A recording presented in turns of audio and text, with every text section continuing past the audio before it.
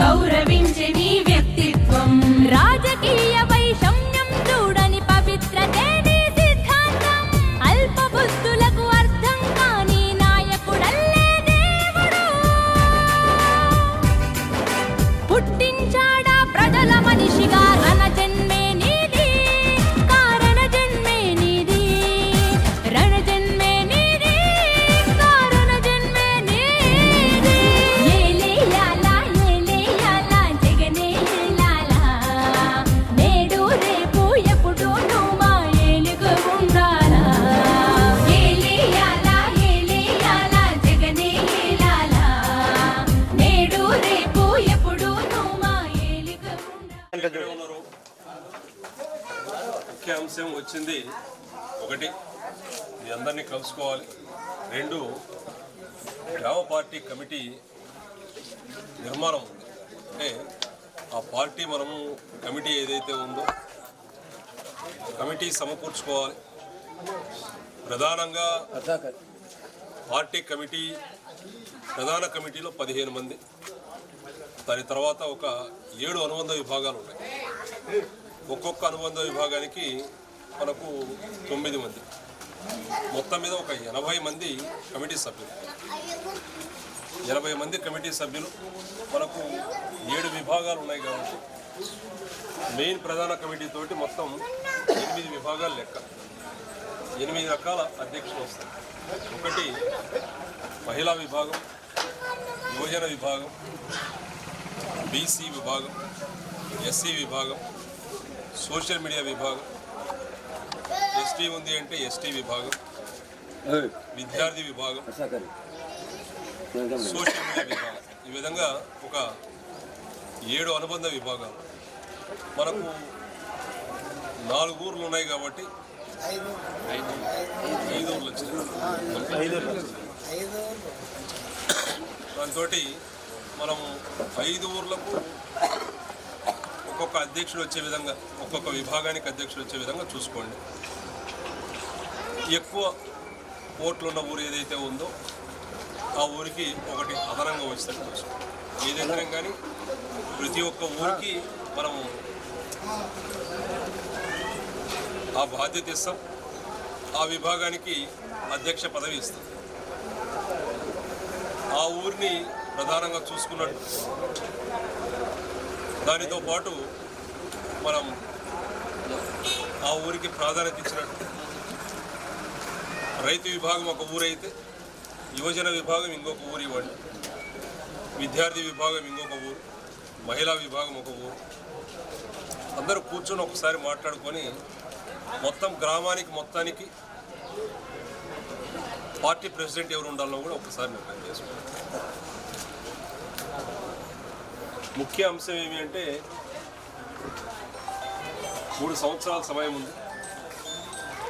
మనం అన్ని రకాల పార్టీ కార్యక్రమాల్లో అందరం పాల్పంచుకోవాలి. అది గ్రామ స్థాయి కానీ, మండల స్థాయి కానీ, నియోజకవర్గ స్థాయి కానీ, జిల్లా స్థాయి కార్యక్రమాలు అన్నిట్లో చురుగ్గా పాల్గొనాలి. దానితో పాటు నాకు 1కి 4 సార్లు ఫోన్ చేసినారా, 10 సార్లు ఫోన్ చేసినారా అనే ఆలోచన మాత్రం మనం దగ్గరికి రానియాలి. మనకు సమాచారం తెలిసింది, ఫలాని చోట కార్యక్రమం ఉంది, మనకు సెల్ మెసేజ్ వచ్చింది, లేదా ఊర్లో వాళ్ళు ఎవరో ఒకరు మాట పరంగానే చెప్పినారు, చాలు, తెలిస్తే చాలు. మనం ఆ కార్యక్రమంలో మనది పార్టీ, మనది కార్యక్రమం అంతే. ఇంకా వేరే ఆలోచన లేదు.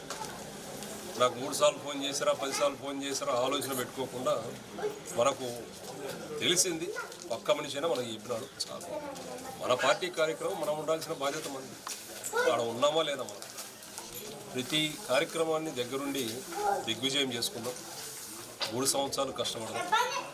ఈ 3 సంవత్సరాల తర్వాత అన్నోళ్ళు ఇందాక గుళ్ళే పోతే గెలిచిన తర్వాత మళ్ళా ఫస్ట్ ఈ ఊరికే రావాలంటాం. ఖచ్చితంగా గెలిచిన తర్వాత ఈ ఊరికే వద్దాం. ప్రతి పని దగ్గరుండి చేసుకుందాం.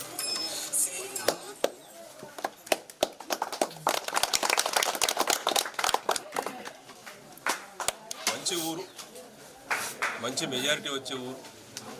కాకపోతే మనం ఒక అదనంగా ఇంకొక అడుగు వేసి ఎవరైనా ఒక అడుగు ముందుకేస్తుంటే మనం చెయ్యి ఇచ్చి లాభం.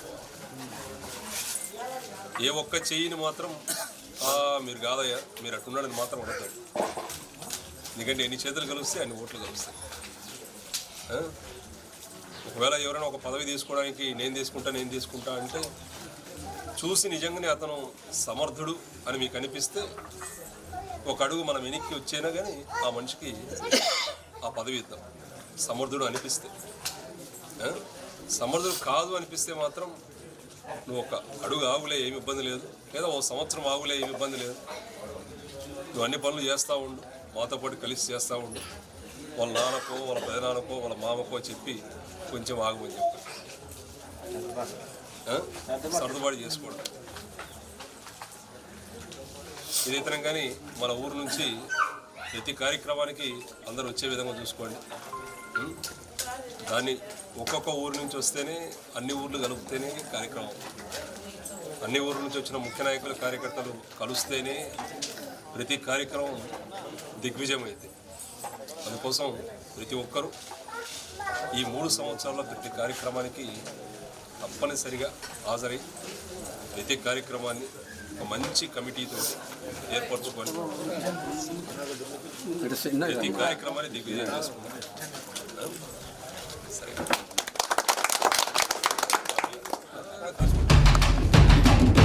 మాట తప్పని గుణమొకటేనా కులమని అంటావు, మమతా సమతా మానవతేనా మతమని అంటావు, మమతా సమతా మానవతేనా మతమని అంటావు. కులం మతమనే బురద జల్లే ఆ కుళ్ళు మనుషులకు అగ్గి పిడుగువై. నా మతం మానవత్వం అని చెప్పి ఈ వేదిక మీద నుంచి చెప్పదలుచుకోవాలి. నా కులం మాట నిలబెట్టుకునే కులం అని చెప్పి ఈ వేదిక మీద నుంచి తెలియజేస్తాను.